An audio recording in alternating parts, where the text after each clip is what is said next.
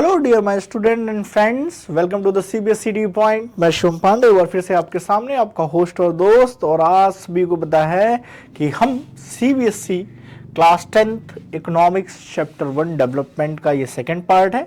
First part में हमने क्या डिस्कस किया था उसके बारे में अगर मैं बताऊं तो आपको पता है कि डेवलपमेंट का इंट्रोडक्शन हुआ था, फिर हमने ये चार्ट पूरा डिस्कस किया था कि अलग अलग लोगों के लिए डेवलपमेंट के क्या मायने हैं, और उसमें फिर काफ़ी सारे एग्जांपल्स को अच्छे से डिस्कस किया था कि क्या किसी के लिए, किसी वुमेन के लिए क्या डेवलपमेंट है, किसी अर्बन अनएम्प्लॉयड यूथ के लिए डेवलपमेंट क्या होगी, आदिवासी होंगे नर्मदा वैली के उनके लिए डेवलपमेंट क्या होगी, और वो जो डेवलपमेंट नहीं चाहते उनके लिए क्या होगी। फिर हमने डिस्कस किया था इनकम एंड अदर गोल्स कि जब आप किसी की जॉब लगती है या जब आप इनकम करते हो तो आपको जॉब के साथ वो कौन कौन से फैक्टर हैं जो देखने पड़ते हैं। मतलब हमने दो तरह के फैक्टर देखे थे, एक मटेरियल थिंग्स जो मनी बाई कर सकते हैं, एक नॉन मटेरियल थिंग्स जिस पे लाइफ हमारी काफ़ी ज़्यादा डिपेंड करती है, जिस पे हम इमोशनली, फैमिली, फ्रेंड्स, इन्वायरमेंट, इन सब के बारे में हमने बात की थी। तो आज हम बात करने वाले हैं उसके अगले टॉपिक पे जो कि हमारा है, हमने ये क्वेश्चंस डिस्कस किए थे नेशनल डेवलपमेंट। चलिए दो, आज का टॉपिक क्या है हमारा, नेशनल डेवलपमेंट। अगर इस टॉपिक की बात करें हम कि नेशनल डेवलपमेंट में क्या क्या पढ़ने वाले हैं, तो देखिए सीधी बात है, जैसा कि अभी हमने पिछले टॉपिक में डिस्कस किया कि हमने ऊपर देखा कि हर एक इंडिविजुअल के लिए डेवलपमेंट, जो आप विकास या डेवलपमेंट जो भी कहिए, it is a different for everyone, it is a totally different thing. कोई बात नहीं sir, it means if we talk about कि आपकी क्या विचार है, व्हाट इज योर आइडिया, आपके विचार क्या हैं देश की तरक्की के लिए, देश की डेवलपमेंट के लिए, तो वो भी वैरी करेगा, वो भी डिफरेंट ही होने वाला है, क्योंकि किसी के हिसाब से उसका प्रोस्पेक्टिव अलग है कि ये सेक्टर वैरी करना चाहिए।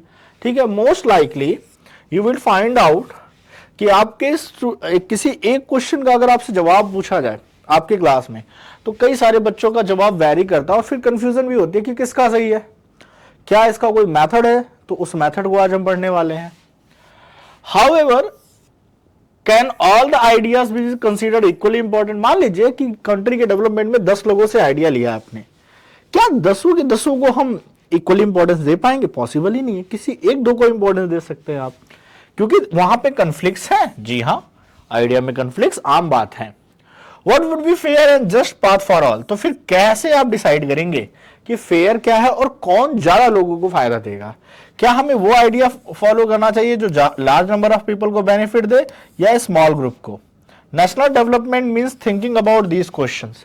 तो जब भी आप देश की तरक्की के बारे में बात करते हैं कि देश की तरक्की कैसे होगी, तो किसी भी चीज को शुरू करने से पहले उसमें बहुत सारे क्वेश्चंस आते हैं। इन सभी क्वेश्चन मार्क्स को आज हम डिस्कस करेंगे। आज एंड ऑफ द लेक्चर आपको ये पता चलेगा कि जो हमारी 140 करोड़ की जो पॉपुलेशन है, इसके लिए जब डिसीजन मेकिंग की जाती है, पॉलिसी मेकिंग की जाती है, तो सरकार या जो भी उसके स्पेशलिस्ट हैं वो किन बातों का ध्यान रखते हैं, किस बिहाफ पे मेजरमेंट होता है। क्योंकि यहां पे क्या है कि इतने सारे सवाल हैं और सारे लोगों का वेरिएशन करेगा। मान लीजिए ग्रुप ऑफ पीपल के लिए सेम टारगेट हो, बट फिर अदर ग्रुप ऑफ पीपल के लिए टारगेट डेवलपमेंट सेम नहीं होगा, तो कैसे वो करते हैं? तो हमें तो पूरे चैप्टर में यही समझना है। देखिए एक बहुत अच्छा सा एग्जांपल है, आपने धारावी का नाम सुना होगा। इंडिया की सबसे बड़ी स्लम एरिया है धारावी, कई सारे सिंगर्स, रैपर्स वहां से निकल के आए भी हैं, बट हमें वहां की बातें नहीं करनी है। तो वो लगभग में है क्या, धारावी एक लैंड लॉक्ड एरिया है। कैसे? बहुत ज्यादा हाई राइज बिल्डिंगों से। तो ये वही पिक्चर दिखाता है। अब सोचिए, अब आपके माइंड में सोच के बताइएगा कमेंट बॉक्स में कि यहाँ के लोगों के लिए डेवलपमेंट के मायने क्या होंगे। ये जो स्लम है और इसी के पीछे एक high rise high story building है, आपके घरों के पीछे भी रेलवे लाइन के किनारे, ये सारे स्लम्स इंडिया में। अगर किसी ने कहा कि मैंने स्लम्स नहीं देखे, तो अंडरस्टूड कीजिएगा कि मतलब लाइफ में फिर कहीं इंडिया की गलियों से नहीं गुजरा, बड़े स्पेशल जगहों से गुजरा होगा। अदरवाइज आप देख सकते हैं, एक स्टोरी है यहाँ पे, देखिए एक पैराग्राफ देखिए। A vessel dumped 500 tons of liquid toxic waste into the open air dumps in a city in the surrounding the sea. एक सी के सराउंडिंग में सी था, वहां पे 500 टन टॉक्सिक वेस्ट डंप किया गया। सिटी का नाम है एबिडिजान इन आइवरी कोस्ट, अफ्रीका की कंट्री है। अब उससे निकली हुई फ्यूम्स बहुत ज्यादा टॉक्सिक थी। Waste cause nausea, skin rashes हुए, डायरिया हुआ, कई तरह की बीमारियों को लेके वो आई। राइट। इससे 7 लोगों की डेथ हो गई, 20 से ज्यादा हॉस्पिटल में गए एंड 1000 से ज्यादा लोगों को ट्रीट किया गया जिनको पॉइजनिंग के सिम्टम्स थे। अब ध्यान से देखेंगे तो एक मल्टीनेशनल कंपनी जो पेट्रोलियम और मेटल्स के कॉन्ट्रैक्ट से डील करती है, उसने एक लोकल कंपनी को, आइवरी कोस्ट की लोकल कंपनी को कहा कि ये तुम मेरा वेस्ट डिस्पोज करो। अब यहां पे इस कंपनी के लिए तो वो डेवलपमेंट हो गई कि भाई उसका वेस्ट हो गया अच्छे से, कहीं ना कहीं मर्ज डंप हो गया, इस कंपनी ने कमा भी लिया। लेकिन उस सिटी के लोगों के लिए ये हेल हो गई, ये सिचुएशन लाइक हेल। तो आप समझ सकते हैं यहां पे। तो ऐसी क्या इस आइडियाज को हम प्रमोट करेंगे? No, we can't promote this idea कि किसी एक मल्टीनेशनल कंपनी में। लेकिन रियलिटी दुनिया की क्या है कि कंपनी वाले पैसा दे के ऐसे कितने लोग मारे जाते हैं, आपको पता है, मूवीज में भी देखा है, रियलिटी में भी कहीं है। ठीक है, तो कुछ क्वेश्चन है, सोचिए। यहां पे लिखा है who are the people who benefited and who did not. इन दो स्टोरीज में किसको बेनिफिट हुआ किसको नहीं। What should be the development goal for this country. अब इस कंट्री के लिए डेवलपमेंट गोल क्या होना चाहिए? डेवलपमेंट गोल आप जरा सोच समझ के कीजिएगा कि यहां पे डेवलपमेंट गोल का मतलब यह हुआ कि वहां पे जो वेस्ट का ये कॉन्ट्रैक्ट लिया गया, इस तरह के कॉन्ट्रैक्ट ना लिए जाए, लोगों को फिर से ऐसी कोई दिक्कत ना हो, उस मल्टीनेशनल कंपनी पे एक्शन लिए जाए। ये कुछ तरीके हो सकते हैं वहां पे। आगे बढ़ते हैं, चलिए ठीक है। If even the idea of what constitutes development can be varied and conflicting, then certainly there can be difference about the way of developing. जैसे कि आइडिया ही डेवलपमेंट का कन्फ्लिक्ट अगर हो सकता है, तो इसका मतलब है कि बहुत सारे तरीके हो सकते हैं डेवलपमेंट के। क्या? तो कुछ ऐसी कंट्रोवर्सी को आप जरा पता लगाइए। अब ये आपका प्रैक्टिकल वर्क है। मेरा ऐसा मानना है कि डिस्कस कीजिए। जैसे कि मान लीजिए कोई भी सरकार की पॉलिसी आई, न्यू एजुकेशन पॉलिसी आई, राइट। अब न्यू एजुकेशन पॉलिसी को अगर आप ध्यान से देखो, so new education policy NPP जिसे आप कहते हो, अ लॉट ऑफ चेंजेस इसमें हो गया ना कि कम से कम कुछ दिन without bag, 10 days without bag होना चाहिए, बच्चा बैग विदाउट बैग बिना बुक्स के आएगा। अभी आपके क्वेश्चन स्टोरी बेस्ड आते हैं, क्वेश्चन बेस्ड आते हैं। अभी मैं आपको इकोनॉमिक्स में ही लास्ट में कुछ एमसीक्यूज के साथ साथ स्टोरी बेस्ड क्वेश्चन करवाऊंगा कि आप एनालिसिस कीजिए इस स्टोरी के ब्याह पे। रटा यानी 50% क्वेश्चन आपके बोर्ड्स में कैसे आने वाले हैं, स्टोरी बेस्ड आने वाले। तो चलिए, कुछ बच्चों के लिए तो कमाल की बात हो गई जो रट नहीं पाते थे, ठीक है। तो लेकिन कुछ लोगों के लिए दिक्कत हो गई, ठीक है। ये इस पे न्यू एजुकेशन पॉलिसी पे भी बहुत सारे नेताओं ने सवाल उठाया, कुछ स्पेशलिस्ट ने भी सवाल उठाया। तो वहां पे क्या हो गया, वो आइडिया कंफ्लिक्टिंग हो गया। How to compare different countries और स्टेट। सवाल ये है कि डिफरेंट कंट्री और स्टेट्स को हम कैसे समझे। जैसे कि मैं एक बात करता हूं, बड़ा ही अच्छा सा है। जैसे कि हमारे यहां अभी वो आया, हैप्पीनेस इंडेक्स आता है हर साल। अब हैप्पीनेस इंडेक्स में इंडिया की रैंक नीचे रही और फिनलैंड को दिया गया कि यहां के लोग बड़े हैप्पी हैं, फर्स्ट रैंक दिया गया। अब मुझे ये बताओ, ये क्या करते हैं? ये देखते हैं लोगों की कमाई, luxury and many parameters they have. अब चलिए मैं आपको ले चलता हूं बनारस की बात करूं तो भाई बनारस एक बड़ा ही धार्मिक शहर है। बनारस में लोगों को डेवलपमेंट क्या है यार, सुबह उठा बंदा, धोती लिया और गंगा जी में जाके नहा के आ गया। बाहर कचौड़ी जलेबी मिल रही है और वो कचौड़ी जलेबी खाया और मस्त मगन काम पे निकल गया। अब उसके लिए ये खुश है, he is not like a person, he is not happy.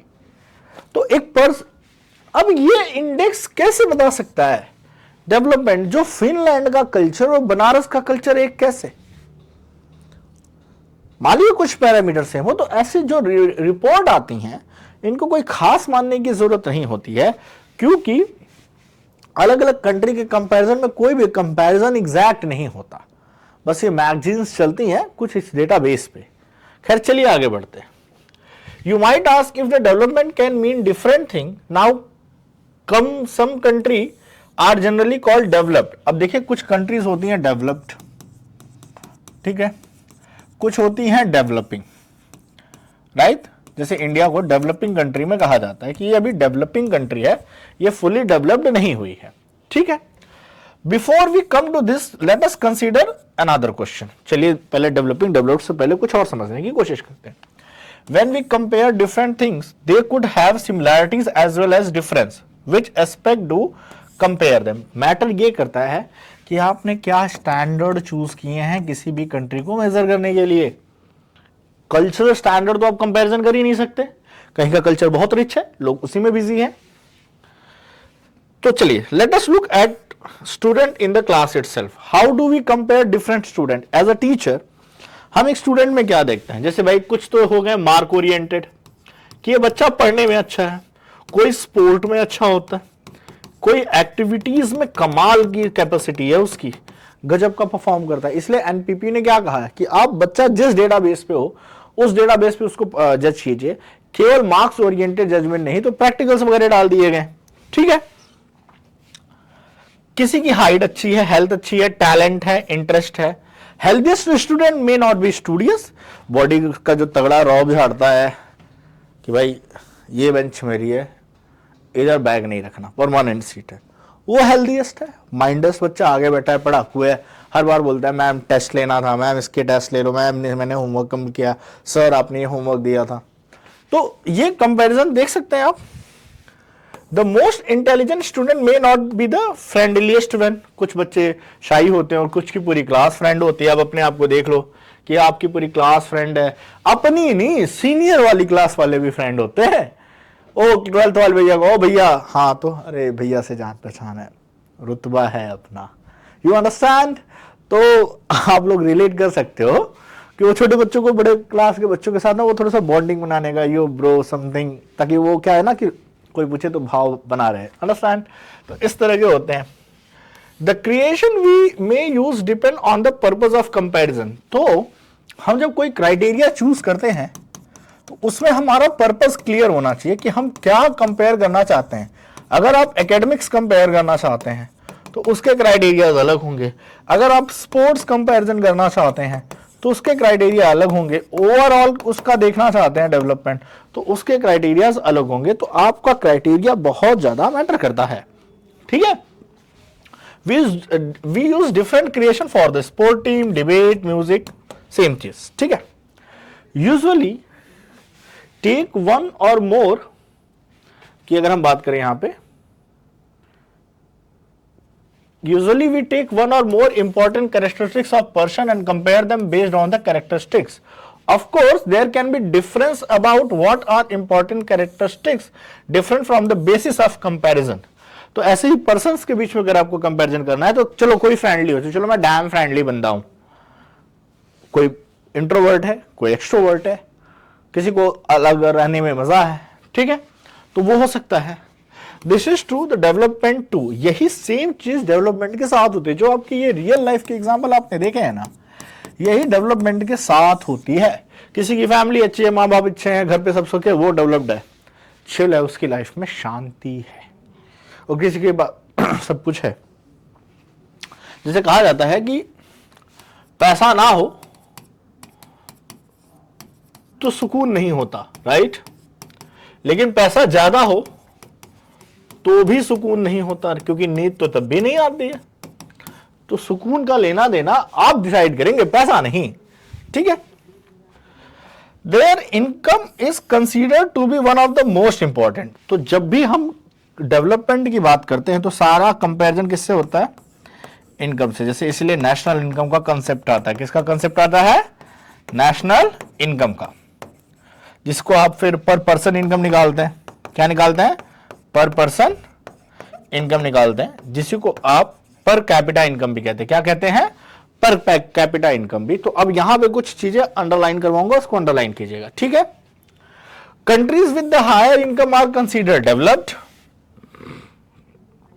More developed than the others with the less income. तो नेशनल इनकम में यह देखा जाता है कि उसकी पूरी इनकम जीडीपी देखी जाती है, फिर नंबर ऑफ पॉपुलेशन से आप डिवाइड करते हैं और फिर देखते हैं पर पर्सन इनकम कितनी आ रही है। अब सीधी बात है, किसी कंट्री की पॉपुलेशन कम हो, जैसे अक्सर कौन से आते हैं? ये कतर वगैरह आते हैं। एक कतर, ये फिनलैंड, ये स्वीडन।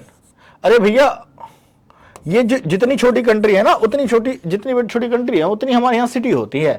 ठीक है, तो understanding that more income means more of all the things, क्योंकि कहीं ना कहीं ह्यूमन नीड्स की सारी चीजों को मनी से रिलेट किया जाता है।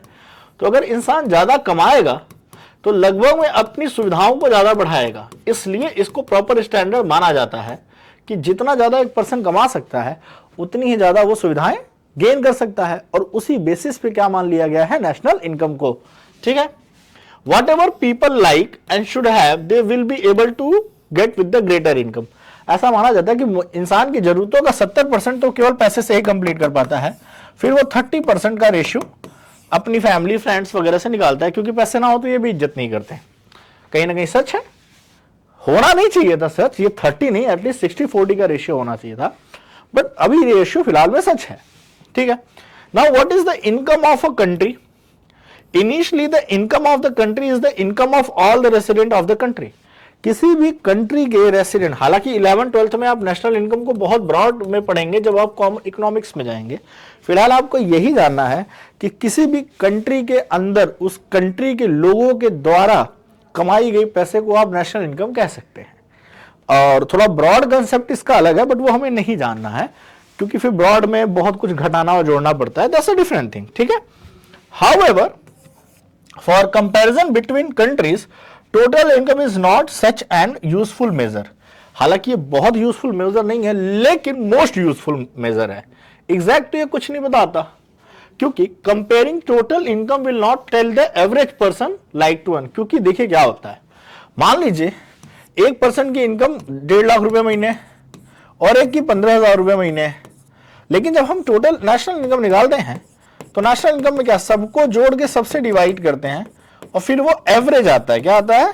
एवरेज आता है। आपको भी पता है कि जब एवरेज मार्क्स आप निकालते हैं तो आपके मान लीजिए 6 सब्जेक्ट हैं, सभी को जोड़ के डिवाइड कर दिया 6 से, एवरेज मार्क्स आए। लेकिन रियलिटी क्या है कि किसी सब्जेक्ट में हमने बहुत स्कोर किया तो इंडिविजुअल की कमाई पता नहीं चलती है। ठीक है, hence we compare the average income which is the total income of the country divided by its total population. तो देख लीजिए, एवरेज इनकम या नेशनल इनकम में आप क्या कहेंगे कि total income divide by total population, right. इसी से आप कर लेते हैं और इसी को कहते हैं पर कैपिटा इनकम। तो अब आपसे पूछा जाए पर कैपिटा इनकम क्या है, तो कहेंगे पर कैपिटा इनकम एक स्टैंडर्ड है जिसके बिहाफ पे डेवलप्ड या डेवलपिंग कंट्री के बीच में हम डिफरेंस क्रिएट करते हैं। और ये कैसे निकाला जाता है, किसी भी कंट्री के लोगों के द्वारा कमाई गई एक साल के अंदर की इनकम जो है, जो हमारा एक फाइनेंशियल ईयर होता है 1 अप्रैल से 31 मार्च, उसको टोटल नंबर ऑफ पॉपुलेशन से डिवाइड कर देते हैं। एवरेज इनकम आती है जिसी को पर कैपिटा इनकम कहते हैं। अब इसके कुछ ग्लोबल स्टैंडर्ड हैं, हम उन ग्लोबल स्टैंडर्ड को देखेंगे कि वो क्या कहते हैं। चलिए इन ग्लोबल स्टैंडर्ड को देखते हैं।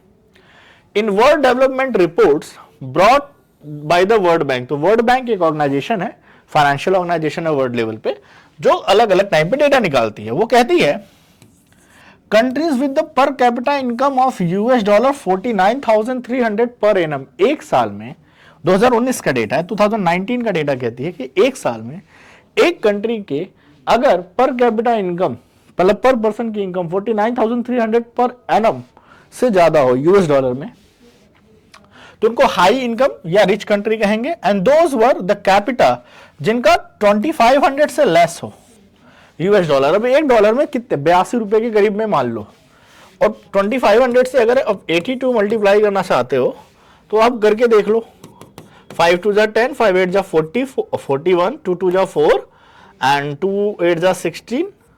आप इसको ऐड करके देख लो, 9 4 30, 6 4 10, और फिर ऐसे डबल जीरो पे डालो। ओ माय बैड, हाँ वेट अ मिनट, मैं पीछे चला गया। हाँ ठीक है, तो डबल जीरो पे डालो, ठीक है, तो कुछ 20,300 ऐसा कुछ आया ना, $2500 का 20,300 रुपए, मान लो 23,000 कर लो, 21,000 कर लो। तो अगर इससे भी लेस आप एक पर्सन साल में इससे भी लेस कमाता है तो फिर बड़ी दिक्कत है। फिर तो क्या है, बड़ी दिक्कत है आपकी, कि फिर वो माना जाएगा कि उसकी पर कैपिटा इनकम क्या है, काफी लो है। और वो जो दिखा है आपका कि 49,300 यूएस डॉलर, तो इसको मल्टीप्लाई करोगे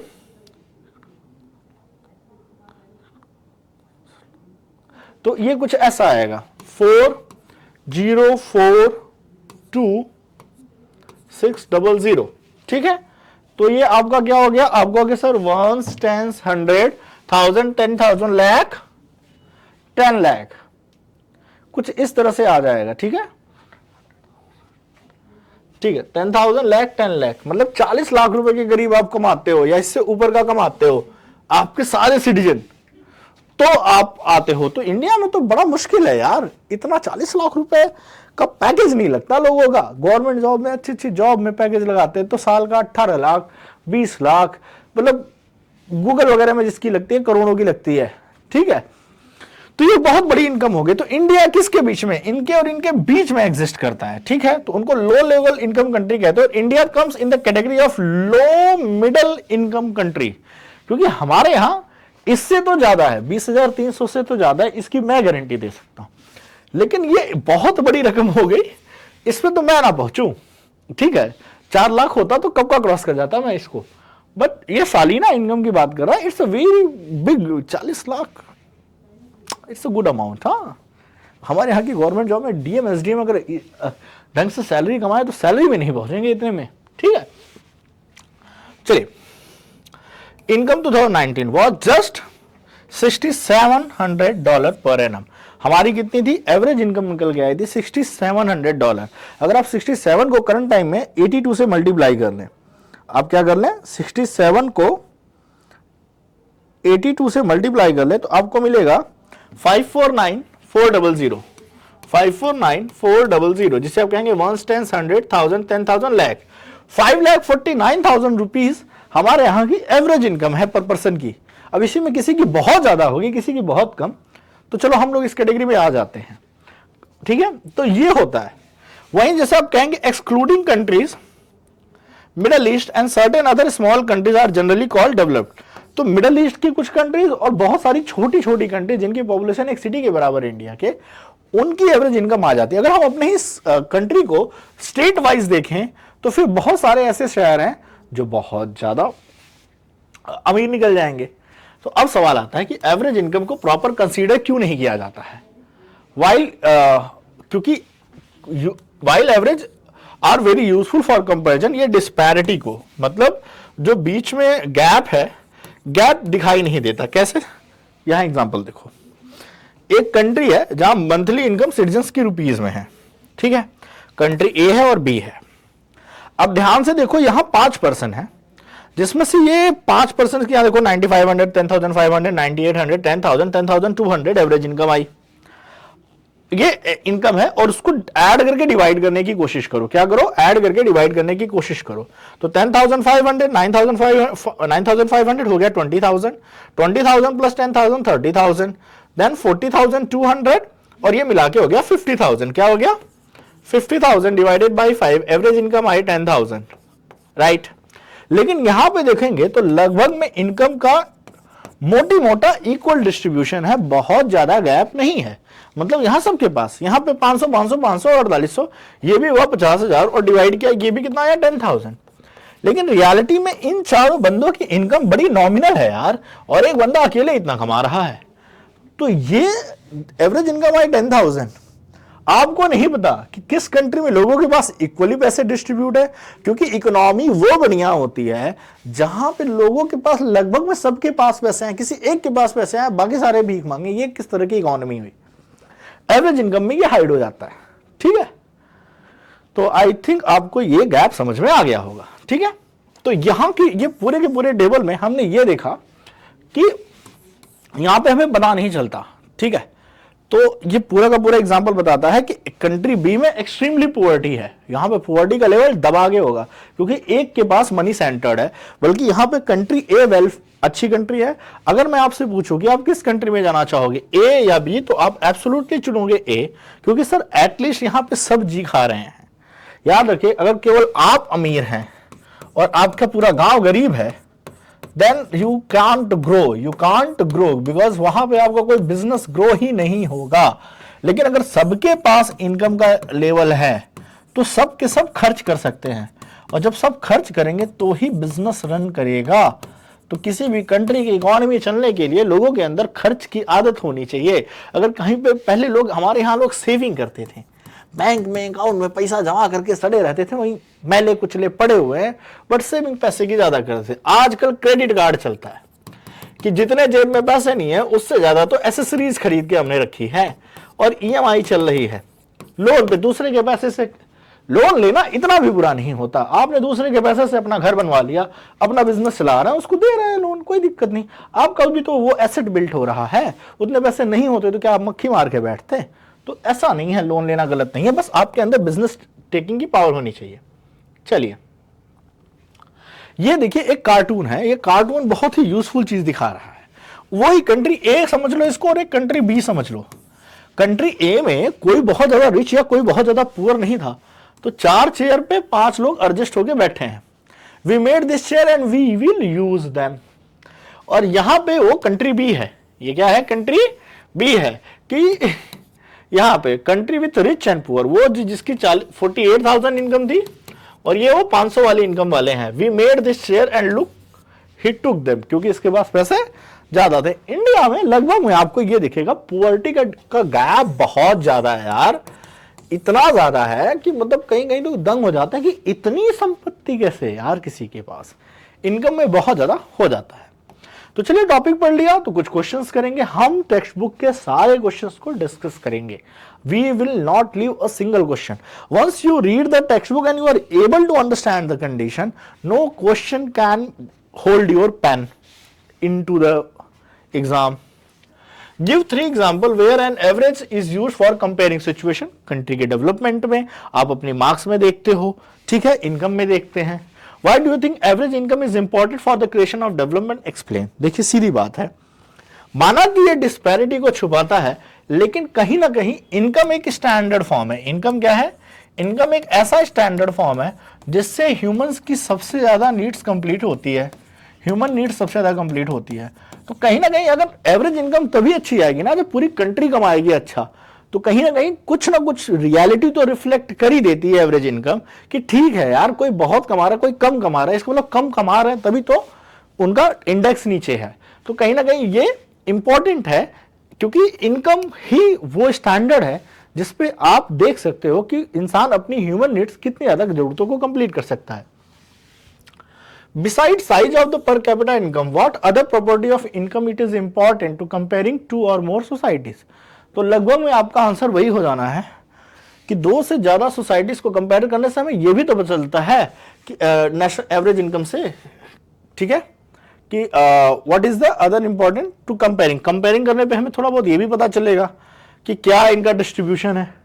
जब हम उसको कैलकुलेट करते हैं कि क्या इनकम डिस्ट्रीब्यूशन सेम है, लाइफ का स्टैंडर्ड कैसा है, एजुकेशन का रेट कैसा है, ये सारी चीजें हमें पता चलती हैं सारी चीजों से।